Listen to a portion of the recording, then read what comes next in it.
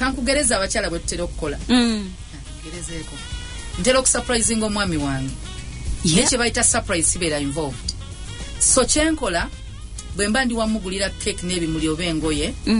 nga surprise ngenda mu dduuka n'embigula n'owa ebimuli n'enjogera naye n'owa cake n'enjogera naye mu kifo kyanzo bireeta nenfuna nengula owa piki oba ow'emmotoka bwe mba njagala bituuke nga biri safe nempangisa owa special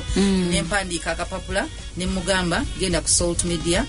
amannya yono MD biki kati bwe ntuukayo mbagamba nabiweereza omugambe nti omukyala waati ne waati yabiweereza bw'abireeta kadi eriko I love you sibyogedde biri ku kadi ebigambo wansinga biriko from your lovely wife so and so bituuka mu ofiisi ye akimanyi ndika oluusi mba na ku salt nagamba wano oliwo ebintu bye bandeetedde